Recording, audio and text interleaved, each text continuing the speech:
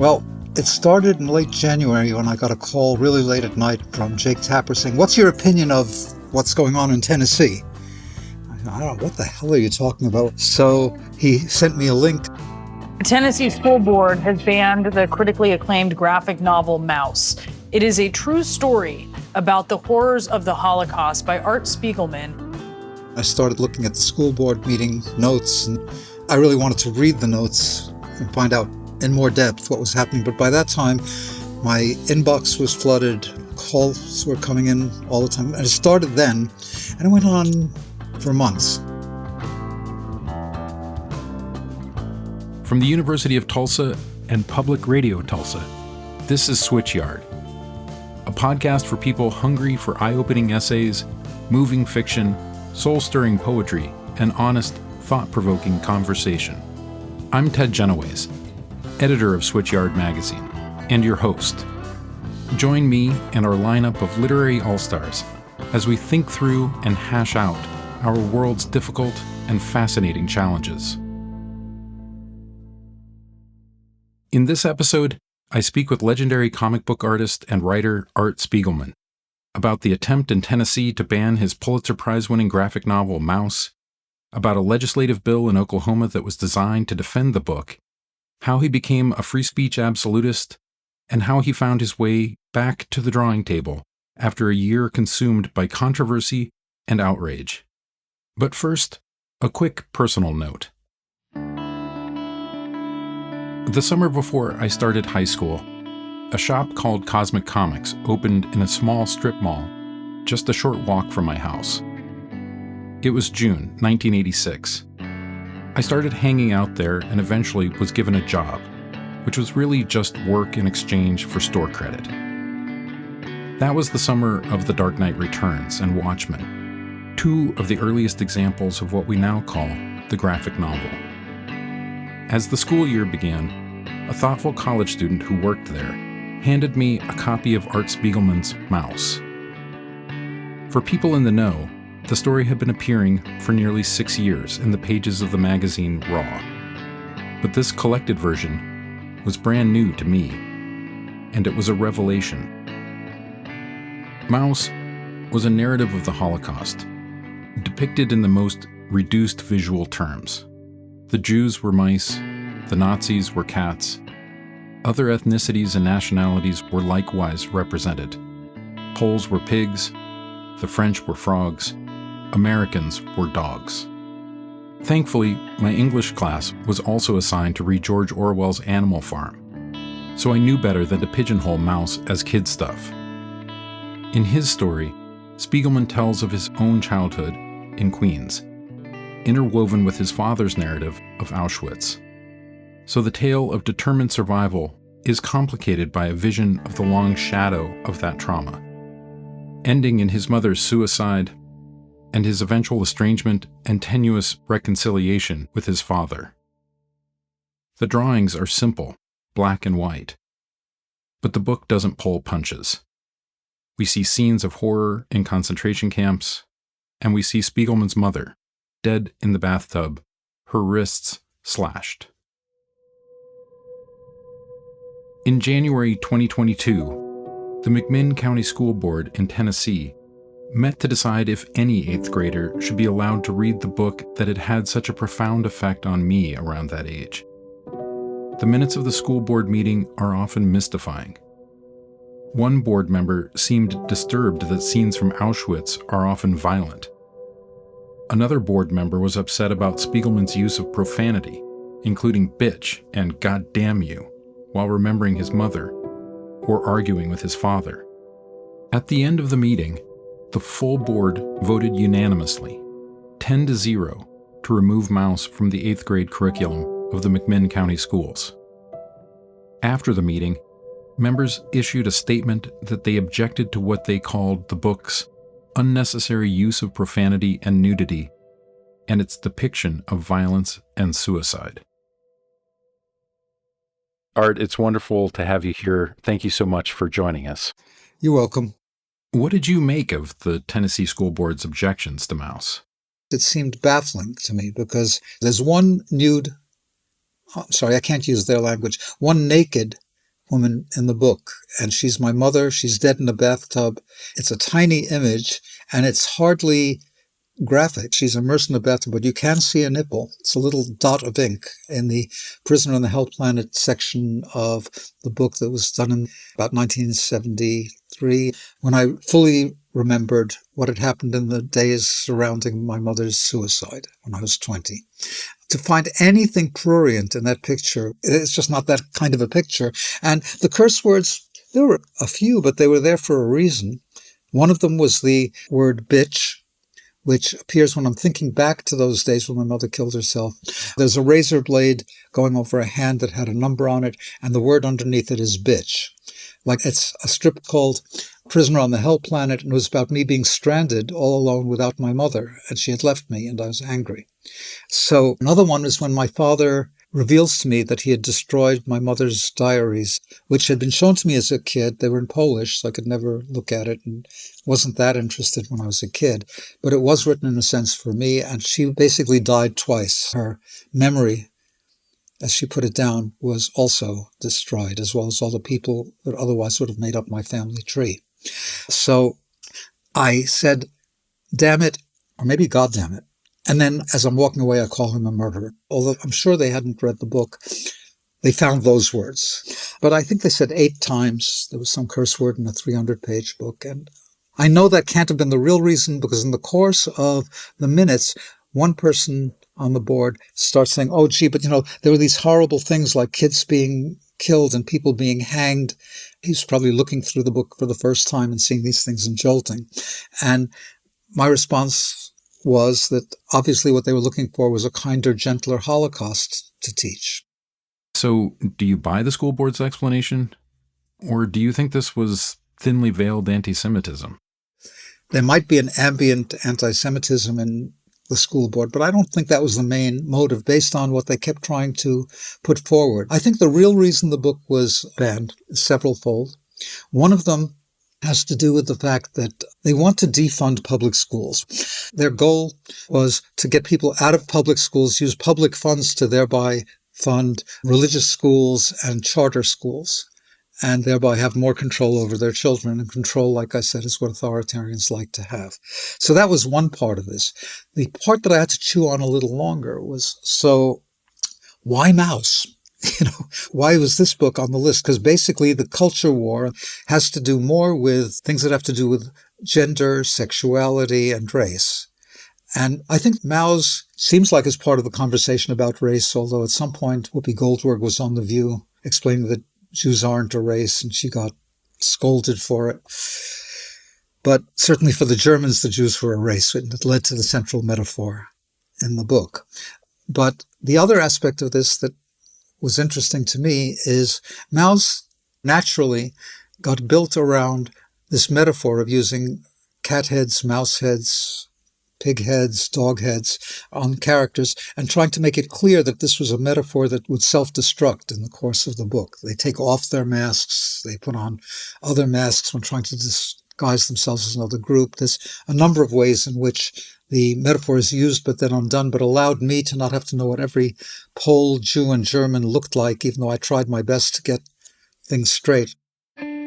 So you think the resistance to your deconstruction of propagandistic stereotypes in Mouse, portraying Jews as mice, the Nazis as cats, the Poles as pigs, Americans as dogs, is really in some way a fear of unearthing the suppressed history of racial caste in America? The book, in its DNA, was about othering. It was about what happens when you take a large group of people and demote them into being less than human. So it's there from before I decided to do it, about my own personal history with my parents.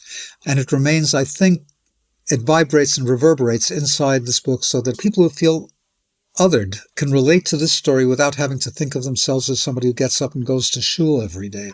So what happened as a result of me using these animal heads in the book is it feels very much like a fable. Cats and mice, it goes back to the animated cartoon part of this, and it goes back to Aesop and beyond. At the same time that the story being delivered was very granularly trying to inhabit very specific information. So As a result, there was kind of a contradiction built in that on the one hand, this is for kids because it's like animated cartoons and fables, and it was about something more than what it seemed to be on the surface because it was dealing with a very specific thing, genocide. I did Mouse to understand how I could get born long after my parents were supposed to have been murdered and could have had a chance to conceive me. And to do that, I had to live through it in a granular way of understanding it and putting it down coherently. I never did this to teach anybody except me anything. I spent 13 years working on a comic for grown-ups. I didn't make it for kids. I wasn't even sure kids should read it. Still, to a surprising degree, you were not only giving interviews to the media last year, defending Mouse, but also engaging directly with the McMinn County School Board. Were those conversations productive? Yes, definitely. The main thing I did was I'd asked for some kind of webinar, Zoom, so that the people of McMinn could all be part of it and ask questions after the interview. I asked through my lecture agent to set something up where I could just be in conversation directly.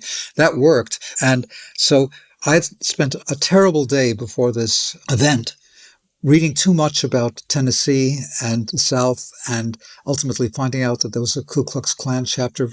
First one started in Tennessee. There's still a chapter right outside the small county. It would have been easy to enter this as a wise guy, more difficult to do what was the beginning of a long process of having to speak publicly to people who didn't agree with me. Ultimately, by the end of the few hours that we were on this webinar together, there were 17,000 people who had tuned into it around the world. So Mouse became kind of the poster boy for all book banning. By the end of the year, I just felt like I was some kind of crazy politician running for office, and I never even knew if I was winning or losing the race. I just didn't know what the goal was. But at this point, I felt I can no longer just keep shrugging people off, saying I never wanted to be the Elie Wiesel of comic books. That wasn't what I was making. I realized I had some responsibilities to the book and its afterlife. I felt I had to rise to the occasion, even if it's the afterlife beyond my intentions and beyond anything I was dreaming about or thinking about. And that had to do with the fact that, by God, yes, we are in trouble. I never thought we'd be in as much trouble. I never thought that authoritarianism would be as popular as the hula hoop was when I was a baby. I was trying to live up to the responsibility of it. But by the time it was all over, I read somewhere in LitHub that I was now the coolest man in America because I was eating my breakfast and stuff while talking on CNN. I just felt like this is way past me. I'm just in full-blown imposter syndrome land. And all of the petting left me feeling like a cat who's been pet until every single hair has been brushed off its back and only the raw red bleeding skin is left. By the end of the last year, I was totally exhausted and stopped drawing and writing almost completely. Which was precisely at the point that I was asking you for a cover. Yes, doing something about book banning is an interesting subject and I'll find my way around, but I really have not been able to do finished, in quotes, artwork anymore. And it led me to a specific practice, which was brought to mind by the first times I ever held a pencil and made representational marks. It was a game I played with my mother when I was 5 years old. She would take a pencil and scribble on a sheet of paper some marks and say, okay, turn that into a picture. And I go, okay, it looks like a duck. And then I would draw. And it became my way into making drawings. I was getting positive reinforcement from my mother for doing it, and it was fun and easy. And that actually was turned into a piece called Portrait of the Artist as a Young Blankety Blank that starts with that image. And I began to use this squiggle, a spiraling squiggle, as the symbol for being a cartoonist even, as well as for being dazed, because in most comics, when you have that squiggle, it means you're drunk or confused, and that was true for me as well, this past year especially. All of which is to say, I wanted to go back to that because I just had to feel comfortable holding a pencil. I felt genuinely inhibited and more incapable than usual, and I just would run away from it as often as I could. I no longer had my mother to make scribbles for me, but while I was playing around, I'd begun trying to make a watercolor. I don't remember why. And when you're doing watercolor, you have to move the brush on a sheet of paper to mix the water and the pigment and see how thick you want it to be. And I began to turn them into whatever, creatures, without paying much attention, because doodling was always easy. So I just began making blots without knowing what they were, and then turning the paper around till I could find an image. So basically, you're starting to see a composition? I'm seeing figures, I'm seeing monsters, I'm seeing sexual images, and I'm trying to find the ones that would be the most interesting to draw from that. So it's a kind of personalized Rorschach test. What I called, incidentally, pareidolias, because I at some point looked up the word for what it means when you're looking at clouds and hallucinating on them. I realized these pareidolias are closer to stories and fiction than my comics usually get. But there's no punchline, there's no even political agenda necessarily. This is all the preamble to the question, like, how did I make this cover, I suppose, right? Yeah. Well, I knew I had to do something, and you were trying to get me off the hook by telling me what to do, which I'm very resistant to. I've noticed. So I had to come up with something, but I also was not drawing well yet, the way I would need to just feel like I was functioning. So I figured, okay, what am I going to do?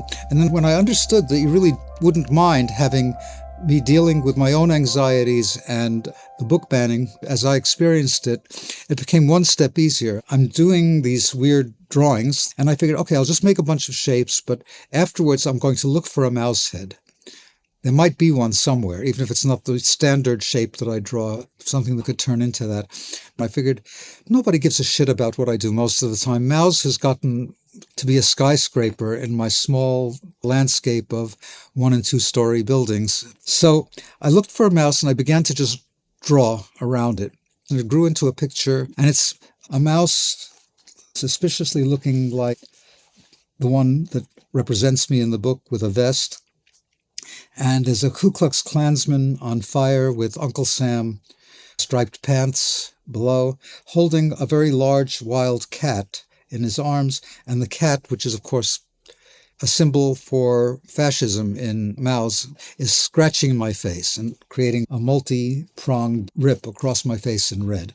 Now, it was an image of just book burning and banning with a pig breathing flames, small cat in the background with a Hitler mustache somewhere. And it was just seeing what came of it, of finding what could happen around this image of the cat scratching. And voila, there we have the bonfire of the 21st century. Exactly. And I love the way it nods to the themes and symbols of Mouse, but it is also an image that speaks very directly to your last year. It's personal. This image was not meant as a visual of the summation of the experience of book banning. It's my visceral, childish response to book banning rather than the one I had to transcend in order to be what I tried to be, which was a spokesperson for the larger issue rather than just for my own expression of discomfort. Having said that this is an outburst, it is a composed and layered piece. I mean, I love the fact that you've titled this Tennessee Waltz, which obviously refers back to the banning in Tennessee, but then there's an added resonance of this is the birthplace of the Klan. And as you've also said, that Klansman who is at the foreground is wearing Uncle Sam trousers. Jeans, yeah. Yeah. So tell me, as this is going from being a blot or, clouds that you're looking at, the self-Rorschach, how does that start to then organize itself in your process and become things that are thematic and are, even in this case, drawing from and creating a system of symbols and emblems? It comes from the blot and also drawing completely straight in ink, because that was part of bringing it back to my practice of doodling. I think the first thing was putting in the mouse ears, because that gave me a sense of where we're going. But I'm hypothesizing. I can't remember. It's a trance of a certain kind. And then I saw a Klan's mask on fire, just from the shape that blot was giving me. And then the picture just started growing. Composing it is impromptu, but it is trying to find a composition. So that was, without too much bidding, what came forth. I have a couple of questions about the other things that came out. You mentioned the pig in the background has fire spewing out of its mouth. In Mouse, the poles were the pigs. Is that still what we're supposed to read? Well, it's everything from barbecued pork to polls in this particular instance. Every morning I'd have Google News giving me, so what did Maus and Art Spiegelman do in the news today? And I'd be reading these things for months. And I started discovering they have news on Twitter that usually becomes the next day's news in the newspapers. So I would go there as well. And every once in a while there'd be this irate poll or group of polls, very upset about the animal avatar that was used to represent poles in the book. And for years I tried to placate them, saying, yeah, it's a complex symbol because it's not necessarily pejorative. And they would say, and even in some of the tweets that were coming up, well, but the Germans called us Schwein. And I said, yeah, and they called us rats and vermin. It's not my metaphors, it's Hitler's metaphors, and all of these are masks that are meant to be removed. So I just settled on this because it has an ambivalent aspect to it. And on the other hand, it's also part of my heritage. The peaceable kingdom of animals and funny animal comics do include the cat and mouse chase, but it also includes Bugs Bunny, Pepe Le Pew, and Porky Pig. Porky Pig is hardly a Schwein. He's a sweet, stuttering friend of the other animals, and they're all co-equal in this Edenic world of animals. So I didn't feel it was only pejorative, and I would explain this over and over again, but they remained very, very angry at me, some at least. So I was reading that at the same time I was reading the Twitter feed about how book banning has been spreading like wildfire. So I knew that wildfire had to be part of the image, I suppose. But as a result, it was enough in my brain pan of what was going on. So there became, it looks like a pig snout over there. As you say, it also doubles back on yourself. The mouse with the vest, that's very often you at the drawing table, pen in hand, in this case shows your hand in that same pose, but there's another mouse in your grip. Being squeezed to death or something. I mean, is this you commenting on that you're trying to draw and instead it's... Very interesting, doctor, but I don't know. It just seemed like there's something that's sticking out of that hand. It was a little blotch, and I kind of tinted it brown, and then I drew it squealing. But I didn't think about what it meant. I mean, it could mean, like you said, that it's trying to draw a mouse, but finding out that I'm the mouse that's trying to draw, and therefore I'm just caught in a feedback loop of mice. That's one possible thing. It's trying to squeeze the mouse to death to escape it, which is no longer possible. But it is trying to reflect on what it means to have had that mouse mask so thoroughly grafted even into my psyche. Well, it's exciting to see you innovate a new process, to find a way back to your work, even if it means having to subvert the process that you developed in the past. I thank you actually for pressuring me into doing a cover against all odds, because I'm really interested in finding a late style before it's too late. I remember seeing a show of Picasso's late paintings in Paris years back, and they were being shown like it wasn't as good as when he was a kid. But, here they are if you want to look at them. I'm looking at them and going, oh my God, these are some of the best pictures Picasso ever made, because he's vulnerable, which is not how he drew himself. He always drew himself as this heroic stud. And therefore, the person who's now thinking about his own mortality, thinking about his own impotence is visible in some of these images, is very moving. And he certainly still has his chops somewhere, even though they're presented with less ease or less drive than he had when he was just saying, I just invented Cubism. Now what can I do? So the late style is an interesting thing. So if this leads to a way of drawing that's not as tortured, maybe it would help me draw something where I decide what it'll be first. But I'm not there yet. But just from whatever vocabulary I've rag-picked and saved. And so I hope it's useful. Right now I still am at a place where I can't see the exit sign, so I'm just trying to do these. But I thank you for forcing me into letting one get public, even though, for the most part, I'm just keeping this as my dream journal. Art, thank you so much for joining us today. It's been a pleasure talking to you. I really can't say enough how happy I am to have your work on the cover of the first issue of Switchyard. It's an honor. Oh, well, thanks. I think it was useful for me to have that happen. I'm glad of it, as long as people remember that despite the fact that it's a cover picture that represents me, the ideal is that it represents not just a mouse mask as a secular person, an atheist of the Jewish persuasion, let's say, that it does represent the dilemma of censorship and book banning that's a very dark marker in our history. Indeed. Well, thank you so much, Art. Thank you. In our next episode, I'll speak with Pulitzer Prize-winning poet Natasha Trethewey about her new sequence of poems on the Tulsa Race Massacre and the importance of confronting our anguish and shame.